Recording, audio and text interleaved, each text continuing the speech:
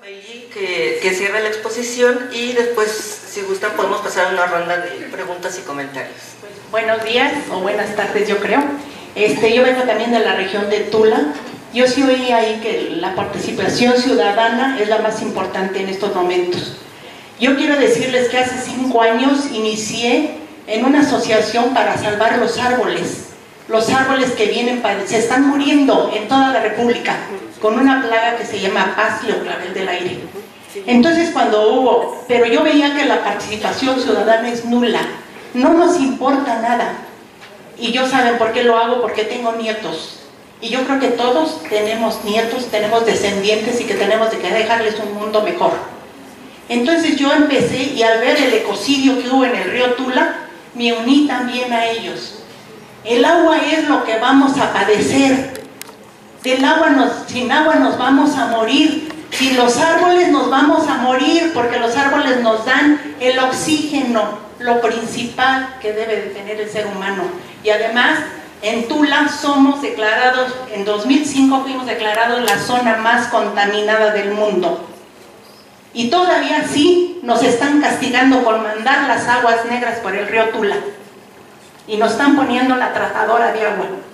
Y además, el gobierno ahorita que está, y tenemos ya también del gobierno entrante unas personas que se están aliando con ellos. O sea, ¿qué podemos esperar? Si las personas, una que autorizó la planta tratadora, ahorita quedó en el nuevo gobierno. Entonces, ¿qué podemos esperar? Tenemos que unirnos todos y luchar todos, pero ya es un deber ciudadano que tenemos que luchar por nuestra salud. El río Tula corre por varios centros de escolares y los niños tienen el derecho a la salud. Todos lo tenemos, pero principalmente los niños. Y se están dañando todos los niños en toda la zona de Tula. Por favor, pedimos a los periodistas, si hay por aquí, que lo digan, que la zona de Tula es la más contaminada del mundo y ya no podemos soportar más porquería. Somos seres humanos y no cucarachas de alcantarilla. Muchas gracias. Bueno, creo que perdimos la mayoría de los periodistas, desafortunadamente hay uno de los que preguntaron, pero igual voy a contestar. En realidad, en cuestiones de metodología, o sea, alguien mencionaba cuál es la metodología. Bueno, creo que no hay metodologías estándares, ¿no? Y mucho menos copiar formas de otros países, porque el contexto sociopolítico es totalmente distinto. Sin embargo, sí es muy importante entender que hay entes como un ente regulador autónomo que pueda verdaderamente sancionar, que ha demostrado que verdaderamente ayuda a la gestión del agua en muchos otros países. Entonces, no se trata de copiar, pero sí de pensar en un ente que pueda y tenga la posibilidad de sancionar. Porque hoy en día, y no se trata de sancionar para atrás, y regreso un poco con el discurso del nuevo presidente, no vamos a ir a ver quién hizo, qué no hizo, pero a partir de ahora que sí se pueda tener un ente que pueda estar sancionando para aquel o aquella que no esté cumpliendo con sus responsabilidades federales, ¿no? En otro sentido, creo que había, bueno, se menciona, se mencionaron varias cosas, pero creo que también es muy importante que la nueva administración prevea la colaboración con otras secretarías. La Secretaría de Salud, por ejemplo, la Secretaría de Salud tiene los datos más importantes y más adecuados, diría yo, en materia de calidad de agua.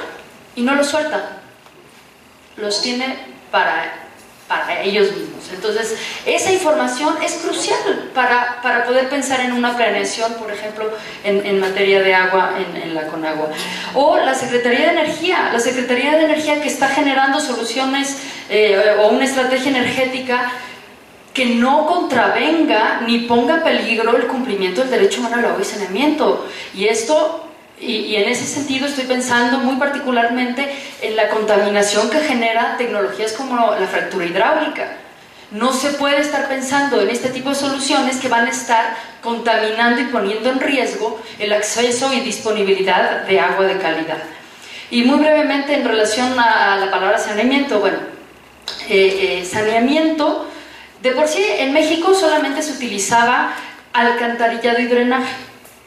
Entra la palabra saneamiento cuando empieza a ser un tema, digamos, en materia internacional de sanitation, y se traduce saneamiento. ¿Y qué fue lo que sucedió bueno, voy a hacer esto muy cortito, seguramente fue bastante más complicado, pero se traduce saneamiento y dicen, pues ¿qué saneamiento? Alcantarillado y drenaje.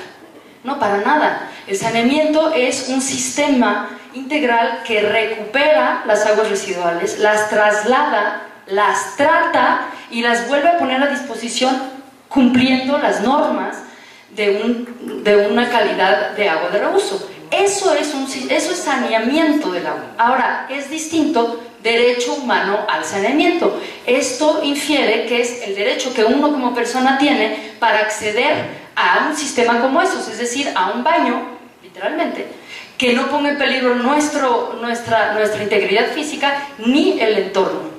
Entonces, lo que usted se refería, la cloración solamente es la potabilización.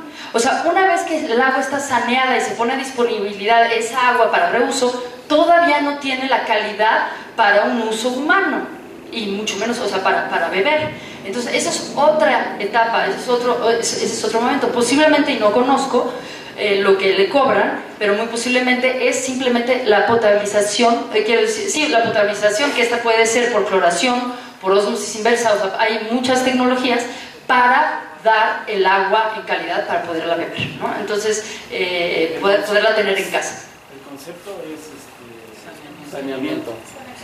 Claro, pero se usa muy mal, ¿no? Se usa muy mal, entonces... No podemos saber qué significa. Exactamente. La conclusión es no sabemos qué significa en eso.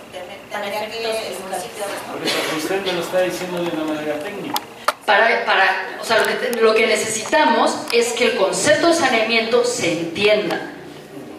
entienda verdaderamente y profundamente, porque se está muy mal utilizando.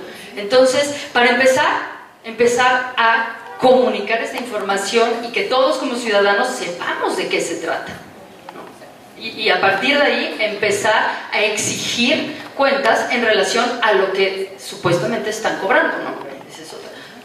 Y bueno, nada más en cuestión de participación ciudadana, yo creo que, bueno, ya no puedo poder decir todas, pero básicamente los OCAS, yo creo que son buenos ejercicios, pero que se han ido decayendo y la gente ha ido perdiendo interés en participar en ellos, como en los propios consejos de cuenca y órganos auxiliares, los comités, los cotas, las comisiones de cuenca. ¿Por qué? Porque estas estructuras que normalmente... y voy a separar, los OCAS es un observatorio, pero que tendría que estar emitiendo recomendaciones que tendrían que ser tomadas en consideración, no lo son. Y en los organismos auxiliares, comités, comisiones de cuenca, cotas, lo que ha estado pasando es que se va concertando, se va logrando una cierta planeación para que finalmente el Consejo de Cuenca tenga un plan hídrico que propone al organismo de cuenca, y el organismo de cuenca lo agarra, lo guarda y no le da más seguimiento, ¿no? Entonces, esta nueva administración tiene que tener muy consciente que si quiere fortalecer a los consejos de cuenca, también va a tener que asegurarse que los planes hídricos que van surgiendo de estos consejos de cuenca cuenten con una representatividad en los distintos organismos auxiliares, y que lo que surja de este plan sea integrado en el Plan Nacional Hídrico, y que forzosamente eso implique que el organismo de cuenca tenga que presupuestar lo que venga, digamos, no siempre se puede poner todo, pero algunos de los elementos de cada uno de los planes hídricos de cada consejo de cuenca tendrá que tener un presupuesto para que se ejecuten cosas que fueron concertadas en estos consejos de cuenca y órganos auxiliares. Y bueno, yo creo que tenemos una oportunidad hoy con este nuevo gobierno, porque hay una nueva, la nueva administración busca trabajar con los más desfavorecidos y contra la corrupción. Yo creo que si Conagua se enfoca en estas dos áreas y marca verdaderamente una nueva línea en su administración, puede perfectamente contar con la participación ciudadana para estos efectos. Muchas gracias. Bueno, pues yo seré muy breve porque en realidad me gustaría como que reflexionáramos un poco de qué es respecto a cuáles son los rostros de esa falta de objetivos, ¿no? Y creo que los rostros pues son todas las personas que están aquí presentes. En ese sentido, a veces pareciera que la transparencia y rendición de cuentas pues nos remite a una discusión técnica, pero en realidad estamos hablando de problemáticas muy importantes que aquejan al país y que por solamente dar un dato, bueno, pues se calcula que hay más o menos 70 conflictos por el agua en el país y muchos están relacionados a lo que plantea este documento y que tiene que ver con que solamente el manejo de recursos es una parte del problema, ¿no? Es decir, por ejemplo, aquí se expone también el manejo de recursos inadecuado en torno a la presa del Zapotillo, ¿no? En donde está involucrado también como uno de los conflictos quizás emblemáticos de la última década, donde está involucrado el posible desplazamiento de 3 comunidades. En ese sentido, pues también falta información acerca de cómo el actual modelo de gestión pues ha profundizado esa desigualdad, por ejemplo, en torno a los desplazamientos forzosos por las construcciones de esta infraestructura. Entonces, para mí, el pensar que hay 222 auditorías, ¿no?, disponibles en torno a 16 años, es de un cinismo que creo que hay que decirlo. O sea, no solamente hay como de por medio si en este momento habrá voluntad política o no, sino que tiene, ¿cómo fue posible que incluso habiendo esa información no acataran las recomendaciones? O sea, ¿en dónde nos pone a nosotros como ciudadanos y ciudadanas? Y creo que también tenemos que mantener esa indignación respecto a cómo se conduce las instituciones, porque también puede ser esta una fuente de fuerza para exigir nuestros derechos y para poner enfrente de que, bueno, ojalá y tengan la voluntad política, pero si no tienen la voluntad política, pues seguiremos estando atentas, ¿no? Y seguiremos estando atentos no solo a este manejo de recursos, sino a la forma a cómo el modelo de gestión supuestamente está resolviendo los problemas. Porque lo que ha quedado claro es que ha profundizado las desigualdades sociales. Y se me hace increíble también, que creo que hay que decirlo en un panel que está conformado por mujeres, que la política hídrica no tenga perspectiva de género. Cuando somos las mujeres las que más tiempo ocupamos precisamente para acarrear el agua cuando no contamos con el agua en nuestras viviendas. Y que muchas veces incluso nos ponemos en riesgo y que muchas veces esto implica que las labores de cuidados y domésticas sean mucho más pesadas. Entonces, creo que se intentó resaltar en este sentido las propuestas y son todas muy valiosas, pero no perdamos de vista lo que significa ese manejo inadecuado de los recursos y cómo estos profundizan la desigualdad. Gracias. Yo quisiera agradecer todas las preguntas y comentarios. Creo que vienen perfectas muchos de los comentarios que se han hecho de parte de los compañeros para ilustrar lo que estamos haciendo. O sea, porque a veces hablamos de 9 millones, 35 millones, los números se pierden. Estamos hablando de gente que por su llave de la casa le sale agua con azufre. Estamos hablando de gente que México se puede vanagloriar de que tiene una de las regiones más contaminadas del mundo, etcétera, ¿no? Creo que ya lo hemos expuesto bastante bien gracias a los compañeros, ¿no? Y aún así, esta gente y mucha otra gente del país tiene mucha fuerza y hay una sociedad civil muy activa en el país. Y eso es algo que hay que aprovechar y que tiene mucho potencial. Estos señores y señoras saben de lo que hablan, ¿no? Y saben cuántos árboles se tumban y saben a qué huele el agua que sale de su llave. Cosas que no podemos saber nosotros desde nuestra casa ni la CONAGUA desde sus oficinas, ¿no? Se hicieron un par de preguntas sobre cómo hacer estas cosas. Bueno, no vamos a hablar ahora de los detalles más técnicos, pero tenemos muchas propuestas. Realmente Controla tu Gobierno, Oxfam, FAMEX y muchas otras organizaciones y los compañeros de las localidades también con sus organizaciones han hecho propuestas muy concretas y lo que estamos pidiendo es una puerta abierta para hablar y para poner esas propuestas sobre las mesas y discutirlas y mejorarlas, porque no serán ideales, pero son un comienzo muy bueno realmente, ¿no? Entonces, sí tenemos propuestas. Cuando decimos, es que esa entidad reguladora no es Holanda, sí, México no es Holanda, pero hay muchos países que tienen estas que tampoco son Holanda, ¿no? Yo he trabajado mucho en Kenia es un país africano, que tiene una entidad reguladora independiente que tiene muchas ventajas con respecto a lo que ya hay en México. Como dijo Natalie, no es cuestión de copiar modelos, es cuestión de aprender de otros modelos y hacer lo que realmente trabajar para crear algo que se ajusta al contexto mexicano. Y no es imposible porque países muy diferentes, como los europeos, Kenia, asiáticos, de muchos lugares del mundo muy diferentes, han creado estas entidades, ¿no? Y funcionan, pues unas mejor que otras, pero tienen ya muchas ventajas con respecto a lo que tenemos. Se habló del fortalecimiento estructural.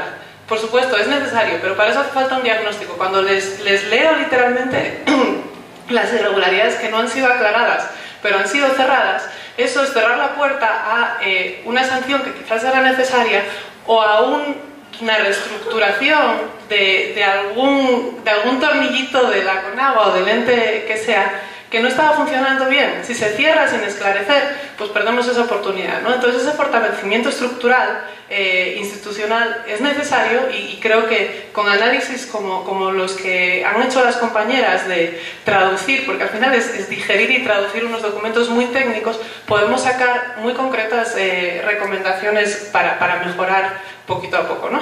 Se mencionó el inventario de las plantas de tratamiento. Yo les invito a echar un vistazo a la página de web de Controla tu Gobierno. Ellos hace unos años, 3 o 4 años, hicieron un estudio muy interesante en el que agarraron el inventario de la CONAGUA en una zona del Estado de México y fueron a campo y ahí explican qué diferencias encontraron con lo que decían los papeles, ¿no? Entonces hay estudios muy interesantes y les invito a visitar ese en concreto. Y ya para cerrar mi intervención, la compañera mencionó que los ríos y las aguas del país son sus venas. Esto es muy importante. O sea, realmente la diferencia entre lo que pensamos unos y otros, yo creo que es si pensamos a corto o a largo plazo, porque si pensamos a largo plazo es el interés de todos. O sea, por supuesto que nadie quiere beber agua con azufre, pero a largo plazo, si no se cuidan las aguas superficiales y subterráneas de este país, no hay país. O sea, yo soy originaria de España y cuando comparo España y Francia, ¿saben cuál es la gran diferencia? Francia es más rico que España por muchas razones, pero una fundamental es que tiene muy buenos ríos, está plagado de ríos por todas partes. Y eso es una riqueza de todos los sentidos, pero incluso riqueza económica. Eso es una riqueza que si cualquier país pierde, y pregúntenselo a los que tienen unas sequías, pregúntenselo a los del norte de este país, si se pierden las aguas, se pierde el país. O sea, realmente va mucho más allá de lo que de casos concretos, pero los casos concretos son muy importantes. Pero para que se hagan una idea de que realmente los países, yo qué diría, los gobernantes más inteligentes, desde mi punto de vista, son esos que cuidan eso, porque saben que ahí es todo. O sea, es la salud de los niños y eso es, personalmente, y creo que todos estaremos de acuerdo, fundamental. Pero las empresas tampoco funcionan sin agua, y sin agua limpia. O sea, simplemente que sepamos que esas venas que decía la compañera, hay que protegerlas por el bien de absolutamente todos, ¿no? Y gracias nuevamente por sus intervenciones. Bueno, voy a comenzar con el tema de saneamiento y lo voy a referir con el modelo de gestión del agua actual, ¿sí? ¿Por qué? Porque eso me remite nuevamente al tema de las auditorías. Resulta ser que cuando hago esa revisión de las auditorías, descubro que uno de los programas menos auditados es el programa de agua limpia.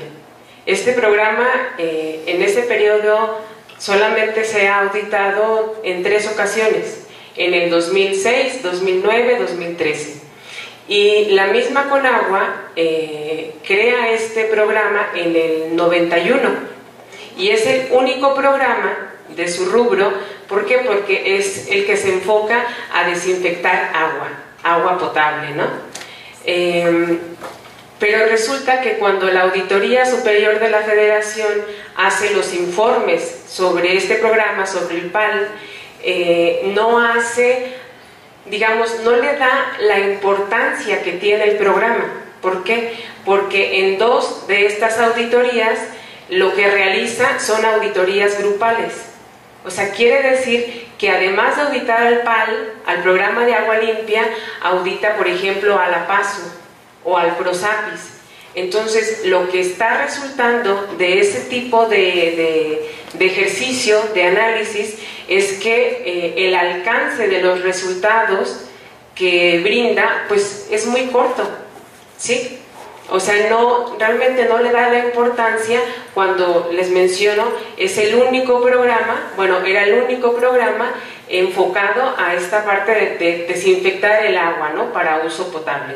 Entonces, por ahí se va marcando, se va revelando cuál es la importancia que le da la misma institución, o sea, hablando con agua, al tema de saneamiento, y también la auditoría, cómo es que está priorizando esa temática, ¿no? Ahí queda claro que no es de relevancia, ¿no?, para estas instituciones. Y vaya, en estos temas de salud, temas de saneamiento referidos a salud, pues también tiene que ver directamente con lo que encontramos en los informes de las auditorías. ¿Por qué? Porque, como les mencionaba, uno de los hallazgos es que es la falta de los anexos técnicos, que, como se los mencioné, estos anexos tienen que ver con desarrollar previamente qué proyecto se va a llevar a cabo. Pero cuando no hay esa información, ese estudio técnico previo, entonces suceden atrocidades como lo que ya mencionaron, que hay, desprotección a la salud humana y ambiental, que hay una destrucción de los hábitats porque no se tiene realmente claro cuáles son los impactos de implementar una planta de tratamiento de aguas residuales en cierta zona. Entonces, esa falta de documentos que marca, que detecta la auditoría, tiene implicaciones severas a la salud. Entonces, si realmente se tomara en cuenta las recomendaciones que hace la auditoría, que es un trabajo importante, creo que tendríamos otro rumbo en gestión hídrica, ¿no?, en este momento. Y la pregunta que hacían de, ¿y entonces qué hacemos, no? O sea, ¿cómo resolvemos esta problemática? Se tiene que fortalecer el órgano interno de control de la Conagua. No hay otra manera. Crear un órgano independiente, claro que también es una opción, pero a partir de lo que se tiene en este momento, ese órgano interno de control tendría que fortalecerse. Ahora, con esto del achicamiento de las finanzas de la Conagua, aún así, si se pensara en que ese mismo órgano tuviera otros matices, por ejemplo, que el financiamiento no lo recibiera directamente de la institución de Conagua, entonces se podría fomentar a que fuera mucho más autónomo, ¿sí? Y por otro lado, entonces no se vería o no podría verse tan fácilmente mermado por esta reducción de las finanzas que ahora tiene la Conagua, ¿no? Y ¿qué otra cosa? Hicieron muchas preguntas, igual también con esto del PROSAPIS, de la integración comunitaria. Es cierto, este programa, el que está enfocado a zonas rurales, era el único de su tipo al incluir la participación comunitaria, ¿no? Decía, que comunitariamente se hagan cargo de sus servicios de agua. Pero el gran detalle que se reveló en las auditorías es que la misma Conagua no estaba creando indicadores para decir qué tanto, por ejemplo, de participación comunitaria se estaba teniendo, ¿no? Entonces, si no lo estaban midiendo, uno, capaz que no, en efecto no tenía la capacidad para hacerlo, no tenía el conocimiento ni la metodología. Y dos, también puede ser, no le importaba realmente ese aspecto del programa. Lo que le importaba al final, muy probablemente, era decir, aquí están los avances, estos son los números, haya o no participación comunitaria, la estemos realmente fomentando o no. Muy bien, pues a reserva de que mis colegas no tengan más comentarios. Tal vez solamente mencionar que aquí hay información sobre el fracking y sobre lo que es, lo que implica y qué se puede hacer. Y hay ejemplares del documento para todos ustedes que les van a entregar mis colegas. Yo nada más quiero cerrar diciendo que mientras más personas conozcan cómo usar los informes de la auditoría, más oportunidades tenemos de vigilar el buen desempeño de la Conagua. En 16 años las observaciones que hizo la auditoría no provocaron nada, pero creo que tampoco había ciudadanos vigilando. Entonces, algo que dijo Mónica y que es muy importante es, vamos a colaborar, o sea, podemos colaborar con la nueva administración, pero de todas maneras estaríamos observándolos aunque continuara la administración que está ahorita. Lo que queremos decir es que los ciudadanos no tenemos que dejar que ellos se manden solos, ¿sí? Ese es el problema, se han mandado solos, sin nosotros. Vamos a estar ahí para evitar que sigan haciendo mal uso de los recursos y desperdicien el agua. Muchas gracias a todos, a todas, por su... a ver, Nati. Es que ahorita se me ocurre... Creo que esto no se queda aquí, justamente, y en el sentido de lo que acabas de mencionar, creo que deberíamos estar pensando en una segunda etapa. ¿Qué viene después de esto? Yo creo que deberíamos...